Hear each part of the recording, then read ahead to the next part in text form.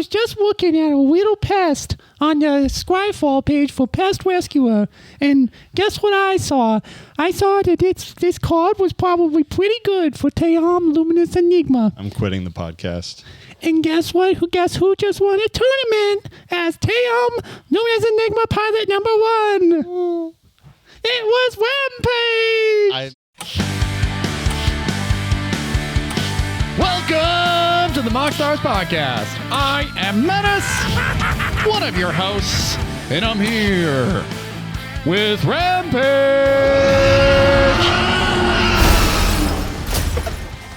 Mustard on the beat, ho. Fresh haircut, ready for the podcast today. Excited to get into it.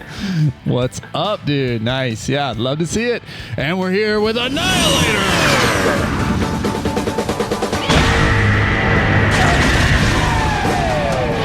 This guy right here. What's up? Evan told me I can't make noises. That's not true. This is the #1 podcast for Magic the Gathering, Dr. Pepper, and Rage Baiting. I didn't tell him that. I swear to God, I didn't say that. I didn't say it. If you'd like to support the show, you can do so by finding us on YouTube, where you can like, subscribe, and ring that bell for more notifications. You can also find us on all podcasting platforms, where you can leave us a 5-star review to make us look super duper cool and help new people find the show. That is super important. You want to be able to share this show with your friends because it's the coolest, the best show. So good. It's a great show. You can also support us on Patreon by becoming an official Pepperhead for $3 a month. You can have your name turned Dr. Pepper Red. Like McCoy and definitely Jeremy, Mono Greg, EWP Court, Will Rule, Ryan G, and Adam. You can also join the MoxStars fan club if you're not quite attuned with the flavors of Dr. Pepper, and to have your name turn Squirt Green. So you can do that. You're allowed to do that one, but I can't do. What noise do you want to make? I'm not going to make any of the noises you told me I can't make. But all right. You can make that god-awful squirt noise every episode. Yeah, we do it for person. It's one guy. You're squirting for one guy. I mean, the name would imply that it's two people. Person. Yeah. Person X person. I think it's a first name, last name situation. Oh, their first name's Person and their last name's Person? We also have an Etsy store that you can find in the description below this YouTube video, where we have all of our tokens available, and we have the sickest tokens of all content creators and all of Magic the Gathering. We have Food, Treasure, Copy, Construct, Zombie, did I say Zombie? Monarch, and Thrall, Goblin? Snake, Goblin. Goblin. Yeah, the Goblin one's super sick. It's like got a blood moon on it. We sell out of those almost as soon as I get them in. They sell out. So get your hands on some while you can. Again, check out our Etsy page for those. If you are in Wisconsin and are part of the Rampage playgroup, you can place an order in tandem with Rampage here and save some money on your shipping as well. So quick little shout on that. Yeah, if you're getting some, let me know. Put your order in. I'll make sure they're grouped together. Sick. Well, Magic the Gathering world never stops churning. There's always news. There's always updates. There's always, I don't know, MoxStars winning tournaments. So let's jump right in. One of the big things in Magic the Gathering this week was actually a user-related poll that they created a bracket on Reddit for the best cards created in Magic the Gathering in the past 10 years. And so there was a series. Does anyone know how long this took or how long this vote was happening? I know that I've seen it pop up on my page for probably this month. It hasn't taken an incredibly long time. It's fairly recent. They got through all of the rounds of the tournament, the April Madness, relatively quickly. Yeah. And so just to give you a breakdown, yeah, it's sort of like a March Madness bracket, and they seeded all these cards and then paired them against, what were you would hope are determined as some of the best cards in the past 10 years. There were some cards that were missing from the list that we thought at least deserve some honorable mentions. And that includes Chatterfang, Ancient Copper Dragon, Badger Mole Cub, Roaming Throne, Jeska's Will, and Wandering Archaic. I will go out on a limb. I will say this. In 2021, when Strixhaven came out, I made the call. I did it. I said Wandering Archaic is the best card from the original Strixhaven set. And I was right. 5 years down the line. Incredibly powerful universal effect that anyone can play and should play in most of their decks. Yeah, you have to play through it. If it winds up on the battlefield, you got to play through it. Yeah. So it evens out control effects. It's really, really awesome.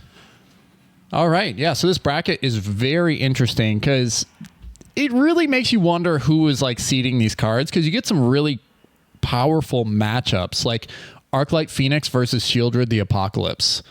Shieldred the Apocalypse was the number 2 seed, and Arclight Phoenix was the 63 seed. Like, that doesn't make sense to me. The seeds are crazy. The matchups are crazy. I'm more shocked at how the community voted on some of these. Yeah. It really makes me wonder if these were Commander players or if these were more specifically, like, I'd like to be able to guess what the majority of players came from based on the results, and looking through them, I truly can't pin down if these are all constructed players or like competitive players, or these are casual Commander players. Because I mean, right off the jump, the one that stood out to me above all was I saw Lurrus in the final, and I was like, wow, Lurrus got to the top 4. I mean, it's a really strong card. It's also banned in like everything pretty instantaneously. Yeah. And it's like, okay, but that's kind of weird because, I mean, it is that strong that it had to be banned, much like Oko Thief of Crowns, which also made it to the top 4. But then you look at what they went up against. Lurrus lost to the One Ring, and I know it was close. Like, it's a 54 to 46% vote between Lurrus and the One Ring. But, I mean, undoubtedly, the One Ring has had an incredibly, like incomparable effect. There's got to be some Magic as a game, as a concept. Like, the clout that came to Magic from that card existing, from Post Malone buying the One Ring, from all the media coverage, from the hunt for the One Ring when it was pulled, all of this stuff. It's like it was a Willy Wonka type effect. And it was the first big Universes Beyond, and they went hard for it. And that card is still like kind of unprecedentedly strong. Yes. Like it's funny how it's wiggled its way out of cEDH. People have just been like, well, I would rather play a 4-mana draw 6 than the One Ring. Well, the only reason with that is, I think with cEDH, I'm talking out of my ass a little bit here because I don't really play cEDH. Yeah. I don't really like the format, but with other competitive formats, it's incredible because it buys you the turn, and then you get to build and you only need so many turns where you're drawing a card. Right. And a lot of win conditions that happen in cEDH aren't like you can't need them now. You don't need to the protection does not protect you from losing to THRAS' Oracle. It doesn't. So. And it also, if you're going to draw 2 cards in 2 turns, that's not as big of an effect in a game that's only going to go 1 more turn. Yeah. Anyway, the bracket definitely needs some identifying like characteristics and qualities to make sure that like everyone's voting in the best card in the last 10 years. Is that in Standard? Is that in Commander? Is that for other reasons, for artwork or whatever? I feel like they could continue doing this series. I don't think this is artwork. I think just looking at the choices, this is pretty clear that it's like highest impact or strongest effects. But even so, I mean, some of these matchups I really like. Force of Negation versus Beseiju, I really like that matchup. Urza's Saga versus Esper Sentinel, I really like that matchup. Yeah. Like, those are all real toss-ups where you could argue on either end. Yeah, I will say, all right, so the final, the way it ended up working its way out was that Urza Saga is the best card in the last 10 years as voted by the community on Reddit. So that's fair. That's a fair choice. I don't disagree. My only issue, I mean, I don't know if it would be the card I pick, but it's easily in the top 3 of strongest Magic cards printed in the last 10 years. The problem is it got there by beating Luris, which beat Fatal Push, which we have effectively printed a card that is objectively better than Fatal Push in the last 10 minutes. So it's like, yes, a road is now objectively better. So I don't know if that matchup. Also, Shelly should have been. Yeah, I was going to bring that up. Shelly just should have been in the final. That is such a ridiculous effect. Like the One Ring, it should have been One Ring versus Shelly. Yeah, the versus the matchup where Shieldred got knocked out was versus Teferi Time Raveler, and I like. No, I don't think there's other effects. Grand Abolisher exists. Shieldred has had greater impact on constructed formats, and the only thing that Shieldred did not have more impact on is probably Commander. But then even Shieldred was viable in cEDH for a minute. Like there's honestly, if when Stacks decks are able to make their return when some changes are made to the format, Shieldred's going to be playable again in certain builds. Yeah. So it's definitely a card. It's going to be the relevant black card in like most black decks for however many years. Yeah. I mean, it redefined what 4 mana means. Like that and the One Ring redefined what 4 mana means. They did. Where Teferi Time Raveler, it didn't change what you can get for 3 mana. No, it wasn't even that strong in Standard when it came out. No, it had more lasting effects as like kind of a one-off like thing that you could put in like a 5-color deck or in a control shell, Yeah. Because you can, and mainly because of the bounce, and then it stays out. And it is crazy to me that Fable should have been against Teferi. Yeah, Fatal Push beat out Fable of the Mirror Breaker. that doesn't even make sense to me. No, yeah, there are definitely some, but here's the thing: this is the way the community voted, and like the community is much more representative, I think, of Commander than. I'm sorry. The longer we look at this, the longer we would. Yeah, we just keep picking it apart. Have qualms with Expressive Iteration got beat out by Fable of the Mirror Breaker. I'm okay with that. I'm okay with that. You get a lot more for 2 mana than you get for 3, I think. Pound for pound. There are some cards that made it on the bracket that make you wonder. In general, like Yorion Sky Nomad, I think that Roaming Throne could have fit here. Yeah, that's not, that card's not at that level. Hogak. Like, yeah, who's voting for shout out Hogak. Yes. Hogak is go ahead, what's that? I'm voting for Hogak. Hogak's fucking awesome. But no, I had a question. Maybe you guys know more about formats than I do. Why is Shark Typhoon on this list?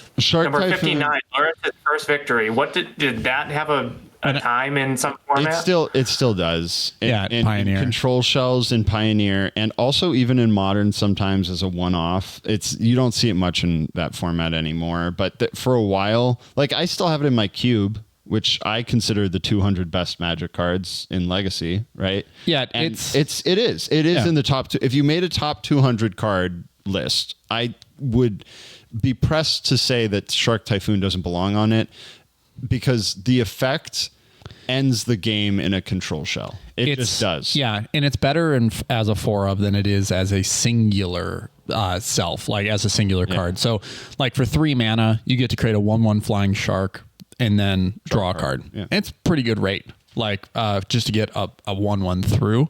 And then when you actually do land it, you control the game long enough, you do land it, and then every board wipe you cast, kind of wipes your sharks. Board wipes aren't the thing. You're playing a counter shell. Yeah, you're counter. You play this with like the Teferis, right? Right. So you play the Teferis, you play the Narsets, you Days Undoing, whatever you do, right? Oh yeah, the Planeswalkers that were legal at the same time as this is crazy because this was an Ikoria, so it was legal at the same time as Teferi Time Raveler in Standard. Yeah. So the idea was that you play like hard control basically. Yeah. To answer your question. Specifically, Shark Typhoon's place was in creatureless control decks. Mm-hmm. So you would play Kira as a companion because you wouldn't everything was a cat, or there was no cats. Yeah, you had no dinosaurs. You didn't have any creatures that weren't those in your deck. So you could play that and just have access to a creature. And otherwise you just played creatureless control with this and Hall of the Storm Giants. And you just countered everything. And then eventually stuck one of those and just beat them to death with it. I can't believe. Ian, here's another match. Rag also should have been in the final. Yes. It should have been Rag versus Shelly versus One Ring versus Oko or Urza Saga. Yeah. Take your pick there. But that's the only valid final four, in my opinion. Yeah, Luris was defeated. Or Luris defeated Ragavan, which doesn't feel right. Put Urza over Oko, maybe. Yeah, maybe. I would say that Oko ran the format, ran constructed format. He just immediately had to be banned and everything. Yes. He is that strong. That's where I see Hogak, where I can understand why Hogak didn't make it out of the first round because of commander players. But Hogak was just destroyed Modern. Like, you couldn't play Modern unless you were playing Hogak when it first came out. For a month and a half. Yeah. And then they were like, oops. Yeah, they went big oops. Yeah, they went. There was, I think, I don't think we got to a Pro Tour, but it was a GP season at least, and it was just like, here we go, man. It's so Hogak and Altar of Dementia in the same set. Ice Till Explorer made it on this list, so that's valid. Oh no, that means they looked at most recent cards. They did look at recent cards. What? Yeah, that's Ouroboros could arguably be better than Ice Till. Yeah. Ice Till's great, but like, is it getting played like that? Stock Up is here. I don't know what these cards are. I don't know what Assassin's Trophy is fine. It's good. No, back when it was originally printed, it was good, but it's great. They've reprinted it now a bunch. It's not that good. Yeah, me too. So there are definitely I think you could do this again and continue doing this and still get a lot of you could redo this bracket a million times and get very different results with just these same cards. Yep. I guess our point is that based on the matchup. If you shuffled some things around, maybe One Ring makes it to the final just because it had an easier matchup. They did Walking Ballista so dirty. And they did THRAS so dirty too. I was going to bring up those too, because Walking Ballista, I feel like justifiably could have defeated Urza Saga. If you're looking at its impact, it's a button. Urza Saga isn't a button. It's just really a consistent card. And I also believe that Ephemerate's on this list, by the way. But I also believe that Esper Sentinel should have defeated Urza Saga. Esper Sentinel is just a better card. Unfortunately, not the opinion of the majority, but this is a really cool concept. I hope they continue doing these. It's a lot of fun to talk about. Just to see what the results are here. Fatal Push should not have beat Ren in 6. My God! Look at what Ren and 6 went up against too before that. Yawgmoth ran for are you kidding me right now? They did Yawg and Ren dirty by putting them against each other. Yeah, Once Upon a Time just doesn't need to be on this list. No, it's a good card. Either does Questing Beast. Questing Beast does not need to be. It's a great card. It does not need to be on. Archon of Cruelty is not. Doesn't need to be on this list. No. Okay. Yep. This is kind of goofy. It's fun. It's cute. It's always fun to argue with people. It's fun to debate. It's fun to make things into brackets. This is cute. I don't think it serves much purpose other than being cute. And I completely disagree with all the results. All right. On this week's episode, we waste 10 minutes talking about this bracket.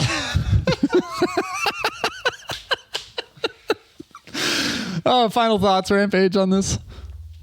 I'm just happy to know there's so many Fatal Push faithfuls out there in the world. I hope this podcast gets listened to by the larger community so that we can finally put Badger Mold Cub on here and see that make top 8. Was this made by Pioneer players? Was this bracket made by holdout Pioneer players? And if it was, why didn't Fable the Mirror Breaker win? What are we doing? What is this? And okay. All right. We will, if there's another bracket, we'll create another bracket. Make our own bracket. Commander centered. Yes. Yeah. Hey, that's a good idea. Let's have a commander only. Just in the format of commander. Let's have a bracket. Break it down in the Discord. Yeah, we'll put it in the Discord.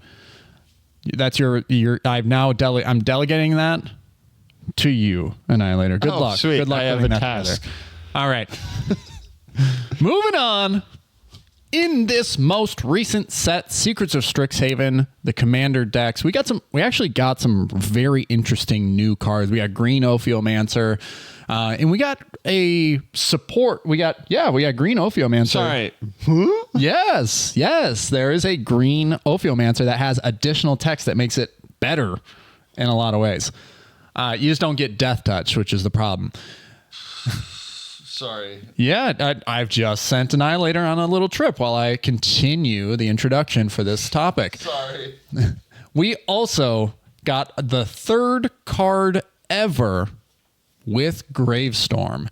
It's called Ominous Harvest, and it is worth the focus of this brief moment of time in this podcast. So let's jump in. The first two cards with Gravestorm were Bitter Ordeal, which has seen play in Get Rock Monster and cEDH. It's also seen play in a few other things with Infinite Loops, but it's 2 and a black for a sorcery from Future Sight that says search target player's library for a card and remove that card from the game. Then that player shuffles their library. And Gravestorm. This is the mechanic. Gravestorm, when you play this spell, copy it for each permanent put into a graveyard this turn. You may choose new targets for the copies. Obviously, this was put into Future Sight. This was when they were putting a lot of experimental mechanics into the game to see how they would affect the game. And it's very easy to see why they would never, or they wouldn't make this like a mainline effect. Yeah. So I have a particular love for Future Sight. I really love Future Sight. I love the border. I love the art. I love the experimental nature of a lot of the cards.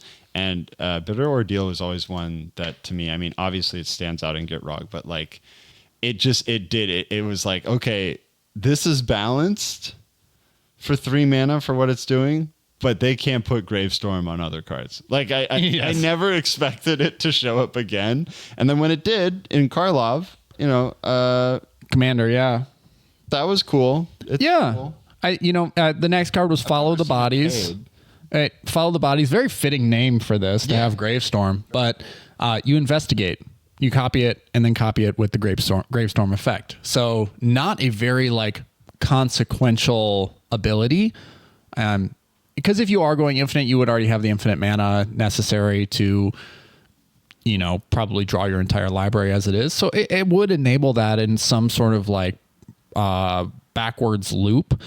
But the most recent version of this, we do believe is very powerful and it will see play in cEDH. I do have my concerns with it, but Rampage, I know that you probably have teched this out in Tayam. Ominous Harvest, 2 and a black sorcery with Gravestorm that says target player draws a card and loses 1 life. So the Gravestorm mechanic, back to when we first discussed this with Bitter Ordeal, Gravestorm being used just for value is super awesome, especially in a Gitrog list when you're playing it in high power. J-Brad's in our community, and I had some discussions about this. Just like Bitter Ordealing, Gravestorm is 5. Is maybe not a game ender, but you're cutting off a lot of win cons. You exile a Breach and a Thassa's, and what is that person going to do to win the game in a cEDH environment? Yeah, a lot of times you just need to take Breach and then target another player, take another thing, take the Kiki Jiki, take the, you can usually snipe one card and significantly hinder somebody. But it's also your own version of a Jace or Thoracle win if you can infinitely cycle your deck. Right. And Ominous Harvest presents that as well, but it's the inverse, where you can target yourself for value instead at a lower number. True. Yep. So if you can make a gigantic Gravestorm, you can do the same Gitrog loops. You can Ominous Harvest and kill your opponents. They draw their library, they lose the game. They might also lose enough life to lose the game. You don't have to do it for 1,000. You can do it for 40. But where we talked about the Bitter Ordeal, just playing it for value, Ominous Harvest does the same thing. You have a deck where you're dredging, or maybe you're on a Mothman mill strategy. You mill a bunch of cards, and then you cast this for some value.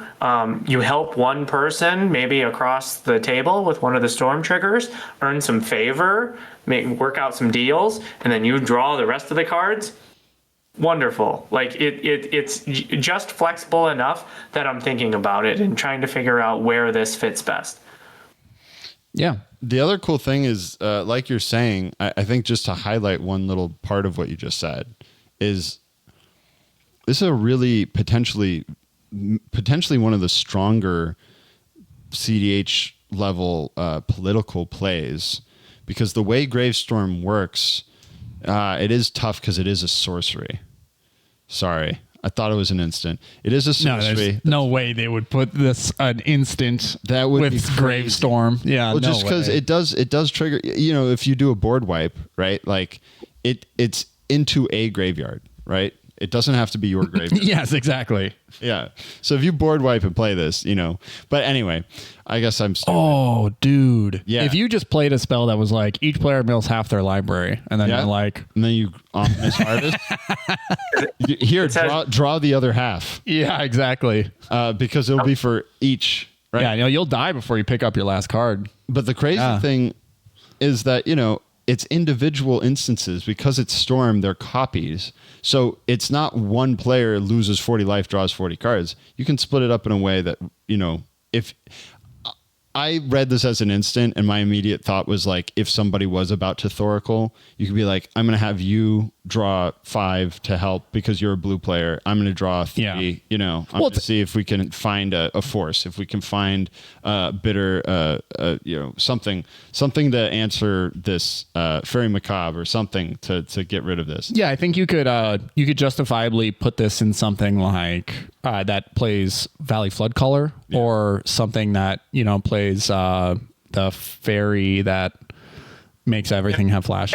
High Fate Trickster Yeah, High or Fate Emergent Trickster. Zone. Yep. Right. And then yes, when they do present their like Thoracle combo, you can just be like, oh, I'm gonna You're try gonna draw another to card first. I'm gonna try to flash this, and have you draw a card. I do like it a lot. My concern, so this is my concern with Ominous Harvest, is that you do loop it. Like, let's say you're on Tayam, you're presenting your loop and you're putting an infinite number of permanents into the graveyard this turn, and then you cast the Gravestorm, right? And then you're like, you're gonna draw 400, you're gonna draw 400, you're gonna draw 400, right? Just for spitballing here. The control player, the blue farm player, right? You give them the opportunity to draw that many, or draw as many as life they have, right? You give them an opportunity to pick up a Mindbreak Trap. Flusterstorm, Mindbreak Trap. Flusterstorm wouldn't do it, but Mindbreak Trap would. Because Flusterstorm, you're probably not casting enough spells for Flusterstorm to be able to target 400 different versions of it, because it's just copy. Oh, right. I keep cut me out of this episode. Nah, you're okay. You're done. But Mindbreak Trap just exiles all spells from the stack. Yes. So Yes. you have, let's say they're at 35 life. They have 34 opportunities to pick up a Mindbreak Trap to be able to stop all players from losing. That is literally my only concern with this. Or you could, if someone is playing Detect Intrusion or whatever it's called, from the Spider-Man set, where it's 1 mana counter target triggered ability, and you just counter the Gravestorm trigger. You know, like there is that possibility as well. But that's it pretty much. We're getting into the weeds now. But there are these potential hurdles to run into while playing Ominous Harvest. I guess I never really considered the application in C. To your point, just being able to go over top of each Gravestorm trigger probably isn't the best application for it. I was thinking about this in token decks, where you're often skull clamping your board to draw a billion, or sacking them to Ashnod's or Phyrexian Altar to make a bunch of mana, right? Yeah. Then this Ominous is very good. What I hadn't considered, and I'm still reeling about, is all of the cards that have been introduced lately that say mill half your library. Holy Yes. crap. the technique from TMNT, that's Oh, yeah. 2 mana mill half, and then if you're late enough in the game, it's oh brother, Yeah, that's a Shouts real out mill decks. Shouts out decks that care about turtles in the art, because this deck or this card, phenomenal include. Yes, that's a real tasty Gravestorm building right there. So Ominous Harvest and the whole Gravestorm ability, I'm curious to see what they will do with Gravestorm moving forward.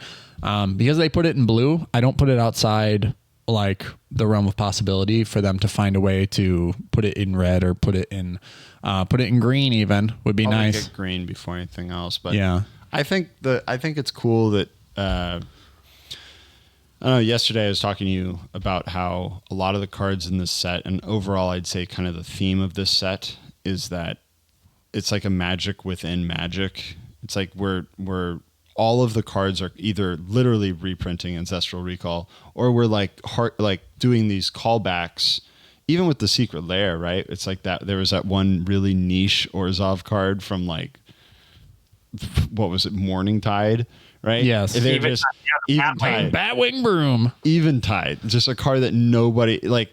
This Ominous Harvest is like, this is a 3-mana sorcery, black sorcery with Gravestorm. We're harkening back to the Bitter Ordeal, the only card with Gravestorm until the Fall of the Bodies. They're doing a lot of these things where they're building the frame and then putting an ability on a card that was just like the Ophiomancer effect at 3 mana, now in a different color. With upside. Whenever you gain life, gain an additional. Crazy. Yeah. But yeah, I had to confirm that existed. Blew my socks off. Will go in the cube. But just like, you know. That's out cube. He's rock hard over here. Show it. I just don't know if I can. I don't know if I can replace Tireless Tracker with it. That's a tough one. Yeah. That's true, because it's green card's got to come out. All right. Yeah, if you have any thoughts on Ominous Harvest, any ways to break it, how creative are you getting with this? How creative have you gotten with Gravestorm? Leave a comment on the YouTube video below, and let's have that discussion. Jump on the Discord server as well. On to the next thing. This past week, we actually had a tournament happen in the tri-state area, and one of the MOXSTARs here is a champion. A Tayam Lunas Enigma pilot, the greatest of all time. #1 pilot, Rampage. We need to get some air horns. Can you just play like the audio clip again over that? I think that would be good. Oh yeah. Well, dude, tell us all about it, man. These are obviously small tournaments. If you're from this area, you know that the community is growing. The community is building, and they're becoming some pretty sweaty players out there. You're one of them. You're the sweatiest guy I know. I'll sweat. Yeah, he sweats. He sweats hard, dude. And so talking about Gravestorm, I know this is a card you had thought about or something that you were considering playing, but it doesn't look like you have it in your list, do you? Nope. I don't know if I am pilled enough on the card yet to throw it in my Tayam cEDH list, but it has been thought about. Same with Bitter Ordeal, actually. So yeah, run us through the list now. The changes that have most recently been made. We've talked about Tayam numerous times on this show in the past, and have the last 2 or 3 sets. We've seen quite a few new cards. It always seems like there's new cards for Tayam. They like putting counters on cards now. They just like cards having counters innately as a part of them. Yeah. Counter me, rock hard. It's such an easy design space to throw a counter on something, But yeah, we've seen some changes in Tayam recently. We had to cut some cards. You will look through my list and see that there is no collector oof. Oh no! I have. There was a couple instances where I definitely felt that one. But other cards. But you've never had the outcome you've had until now, though, right? And you did it without collector oof. Can I ask what replaced the oof? Was it a recent card? Yeah. So there's 4 cards that I wanted to highlight or talk about today. One of them being Brigid, Chan's Heart. I don't know how to say that. Yes. This is the Gaia's Cradle on a stick. It was a lightning rod for removal. People know kind of the game plan for Tayam, which is make dudes, make mana, and Brigid does both of those things. I will say, going to my upkeep and paying the green to flip it actually felt like a bigger downside than maybe it should have. Really? But once I had it flipped and the few times I did get to use it, it felt good. Gaia's Cradle felt good, especially I call this deck Motion Sickness because I want to tap and untap a lot of things. So being able to get a few activations of that mana ability out of this, we're good. Quick question. Are you still on the Village Bell Ringer and the Disciple dude, the 1 mana from Lorwyn Eclipse? The Disciple was cut. The Village Bellringer is still in the deck. Yeah. There are plenty of avenues I have to sacrifice the Village Bellringer and bring it back and untap all my dudes and make a bunch of mana. Right. Yeah. Village Bellringer is just like an all-star in Tayam, I feel like. Because the more that time goes on and the more that the deck evolves, I think it does become it is already very creature dependent, but it's becoming even more dependent on cards like Enduring Vitality to give your creatures the ability to tap for mana. So the Dawnhand Dissident is what you were referring to earlier. Yeah, that was that cut. one, yep. We moved that to make room for a Court of Calling.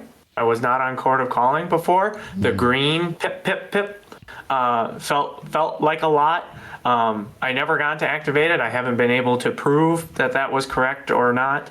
The other card I wanted to talk about has been in the list for a minute, but because I replaced one of my mana dorks, I would like to direct your attention to the Channeler Initiate. We have talked about this card before. It just got put back in for this tournament, and boy, did I love it every time I saw it. I feel like you are, outside of when I play my Hapatra build, you are the only person playing this creature. It gives you a whole bunch of counters. The same reason people are on Moon Shadow, which I'm not. The same people that play the Money Changer, which I'm not, right? They're just finding excuse for creatures to bring in counters. Why not have one that can also make you mana?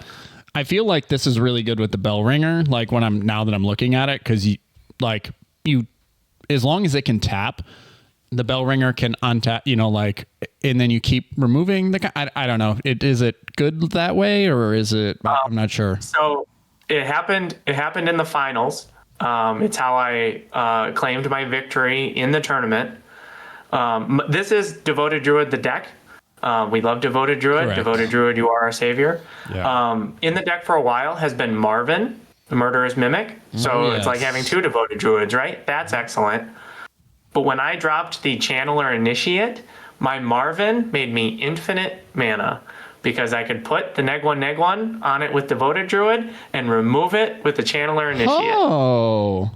It does the combo in of itself because it's got both on the same It card. taps to remove a -1/-1 counter, and then you untap it to give it a -1/-1 counter. Wow. Yeah. So having both on the battlefield at the same time with Marvin, you don't even need the power boost from something like Centaur Garden for Devoted Druid. You don't need you don't need the Bridgeworks battle. You just put the counter on Marvin and take it off. Yeah. Yep. He doesn't even need to be tapped initially. Like you can just untap it by putting a -1/-1 counter on it. So He's a 2/2. Yeah. Wow. Yeah. that's impressive. That's nice. So that's what I won with in the finals, was making that infinite mana. I had some creatures on board, so I had the counters. I got to roll the Tayam. It felt really good coming off of the back of a couple players who were not mindful of paying for Mystic Remora. So they just kept dumping permies onto the battlefield. And I felt so good when I got to drop my culling ritual and all of the permies that they just they just dumped, that they weren't mindful of the taxing effects on the battlefield, made me 17 mana. I'm guessing there were a couple Kinnan players, or there was at least one Kinnan player in the pod. There was. It was me in seat 1, Kinnan in seat 2, THRAS in seat 3, and Gitrog in seat 4. Do you hear the way he said THRAS, dude? Yeah. What? Can you say that one more time? THRAS?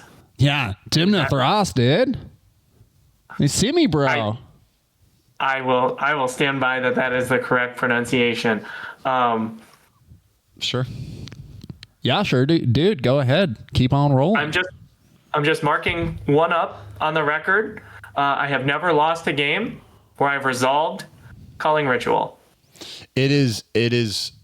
I think I'm the same with Glarb.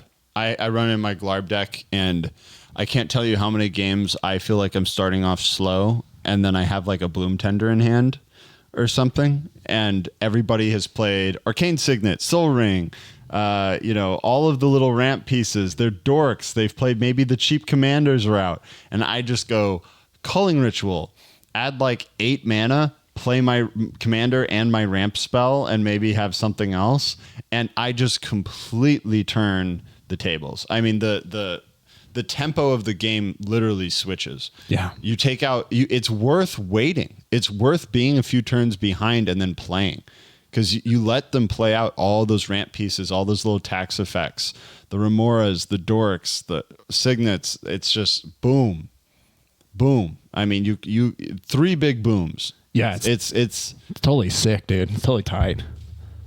All right. Yeah. It totally wrecks my stuff when I'm like playing against Annihilator here and he plays Culling Ritual, dude. It totally wrecks me. Is this every single time? What is this? Dude, I don't even know what you're talking about. I'm just chilling.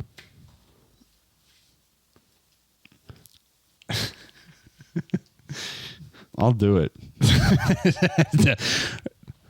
Bro, you don't play THRAS, dude? Let's let Rampage get back to what he was talking about. Yeah, dude, jump right in. You got the mic. You take the stage, bro. You got it. This feels like the stacks piece I've added recently was the Aethersworn Canonist. That felt excellent. The Entomb, thank you UWP Quirt on telling me Entomb is the best card. I am a believer. And then tutoring. Anytime I tutor my library for a creature and I put I get to put a creature on the board, Devoted Druid is always the correct call. There's very rarely an instance where I go for a stacks piece or I go for a Grand Abolisher to protect my turn. Like, the answer is always Devoted Druid. If the tutor resolves, there's nothing they can do to the Devoted Druid that's going to hurt my feelings. And not even like a swords or anything like that. Nope. Kill it on the stack. I put 2 Negro encounters on it and just kill it myself. That's true. That's true. Yeah. I always forget about that. It can dodge. As long as it lands, it can dodge. Devoted Druid's sick because it's a combo card that's like, I'll just kill myself. Exactly. What are you trying to do? I'll do it right now. But yeah, every time we won the game, Tyvar, the Jubilant Brawler, was super involved. Devoted Druid was involved. And then to get to finals, we had 2 other draws. One of those draws came off the back of what kind of felt like a bad play, but it was the person before the THRAS's turn. And it was the THRAS deck was just going to win on their turn. There was nothing we could say or do about it. And we were going into time. So on the turn before theirs, I took some extra time. I activated Tayam. I got a few more activations. I didn't win the game, but I had to try because we were going to lose. And fortunately, we went to time during that turn. That turn finished. The game was over. It resulted in a draw. So playing to your outs. Get 1 point is better than no points. Indeed. I hate draws, but when they're I would necessary. be very frustrated if I was in that pod, but I appreciate listen, that's I appreciate the game, man. That's real. That's real grind status right there. You do got it. Like when you have no other option, it is the honorable way to do it. I hate saying that and I hate feeling that way, but I've been in that position where it's like, yeah, you got it. You got to push for the 1 point because the next game, getting that win, like giving yourself the best chance for a point and then potentially to win the next game is just the way to be. If you have a next game, or you've won a game and you need that draw, that point just to qualify. The list looks crispy. I will say that you have definitely refined some things. There's no opposition agent from what I'm seeing. Correct. There's no opposition. That is gone. Yep. Not good enough. Well, that's the thing. So there has been a lot of discussion I've been seeing on Reddit too about Tayam being relevant in cEDH, and it just not only did you take a tournament, but another tournament of 93 participants, Tayam won. So I think that the tide is changing a little bit. It's not to say that stacks decks are back and that stacks decks are good, but we are cutting cards from Tayam that are stacksy in order to increase speed. So that's like Badger Mole Cub has been a big game changer for the deck, and things like opposition agents sitting on the battlefield. I think that Eidolon of Rhetoric has more value. Like you've already casting one spell per turn is a huge hindrance to turbo in Archon of Emeria as well. So I rescind what I said probably 3 months ago, I think it was, where I said the redundancy isn't necessary. You can don't run. Yeah. I can't remember what redundancy it is, to a certain point. We were saying, right? Like no Aven Mind Sensor, Yeah. Or opposition agent. You get one or the other. I'm kind of off that now. I think you don't need that effect from Aven Mind Sensor or opposition agent, but you do need the redundancy of Eidolon of Rhetoric and Archon of Emeria and Rule of Law, because you succeed through those things. Your opponents cannot. Yeah. Any stacks effect that you can play through that makes it kind of a unilateral effect, you should probably be running more of those. And, if it's an effect that does potentially hinder your lines, it may not even be worth playing because you have to have already been ahead when you play it. Yeah. And then for Menace and all of the Tayam aficionados listening to this podcast, I want your thoughts. I think my next cut is Dark Ritual. Ooh. Whoa. What do I ever need 3 black mana for at the cost of a card? You don't. Like, I was going to ask why you were running it in the first place. Cool. Unless you're... Makes me feel better. Yeah, unless you're going bigger. I think Culling Ritual, so you can play Culling Ritual sooner and then make another 3 black mana. The other card I would look at is Warden of the Grove. I was kind of curious to see what successes you've been seeing with that. We did see some successes. So because I'm so anti Moon Shadow, so anti Money Changer, counters coming at a premium, once I get rolling, when my card enters the battlefield off a Tayam activation with 3 counters on it and I can keep going. Yeah. Phenomenal. We did see some Warden of the Grove success this weekend. Your brother, there came a time there was a decision to be made on the table. He goes, I can get rid of one thing. What is it? And the decision was made to kill the Warden of the Grove. Oh. Just because counters were at a premium in that instance. Yeah. I was going to ask you as well why you're not on Urza Saga. Like you have enough targets for it. You have Vexing Bauble, Mana Vault, Soul Ring, Lotus Petal. And then to the same point, I was going to say, if you're looking for a slot for removal, then adding the Haywire Might to your deck to get rid of things like Rhystic Study might be valuable. Yeah. Quick little shout out because you mentioned it. Vexing Bauble changed every person at the table's turn 1. Vexing Bauble on turn 1 is demoralizing to so many people. Especially generally the people who make it to the final table and the final cut are turbo decks. And so if you, for whatever reason, have placed yourself high enough in seeding to get the seat 1, to get, to have earned that honor, dropping a mulliganing to see a Vexing Bauble will probably put you in a position to win on turn 0, essentially, like before your opponents even get an opportunity. Yeah. Because they're looking to get out the gate as fast as they can against you. Yeah, unless they have force in hand when you cast the bauble, it turns off mental misstep. So much of their plan. Yeah. Most of the cards in their deck, honestly. I think you're playing Dark Ritual for the upside of Culling Ritual and for the upside of Smothering Tithe.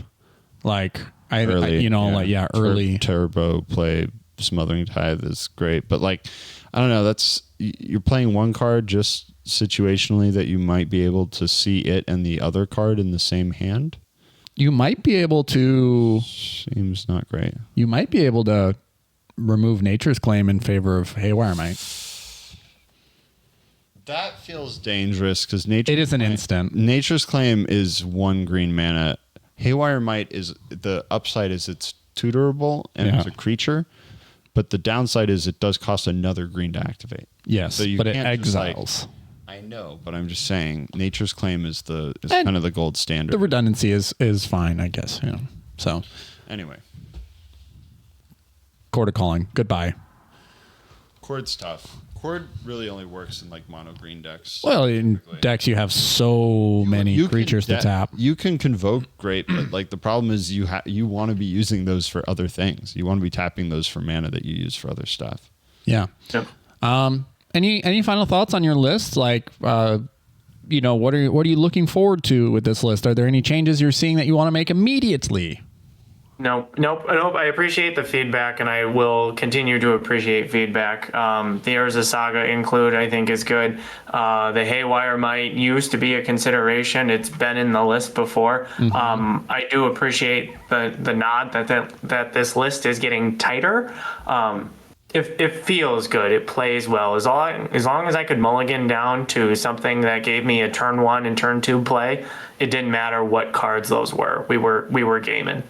At the end of the day, Tayam is the deck in the current meta with the highest ceiling. It has the highest learning curve, but staying devoted to it and learning your lines and really carving out your niche, because Tayam can do so much, results in an incredibly high ceiling, such as winning tournaments. So, congrats again on your victory. This is a first, correct?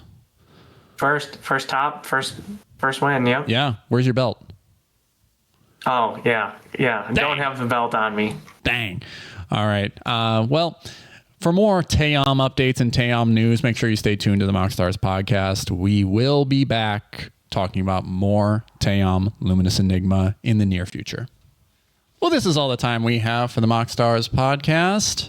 If you'd like to support the show, you can do so by liking, subscribing, and ringing that bell for more notifications on the YouTube channel. You can also find us on all podcasting platforms by leaving us a 5-star review to make us look super duper cool. THRAS, dude. THRAS. You can also support us. Nothing cooler than THRAS in the bro tank. Look at these guns. Look at. My name's Zonder, dude. I'm no longer Rampage. I'm Zonder. You can also support us on Patreon by becoming an official Pepperhead. For $3 a month, you can support the show and become an official Pepperhead and have your name turned Dr. Pepper Red, like Matt Goyen, Definitely Jeremy, Mono Greg, UWP Court, Will Rule, Ryan G, Adam. You can also become a member of the MoxStars fan club, like Person, and have your name turn Squirt Green. And support the show. Sure. We're out of here. Peace. Deuces.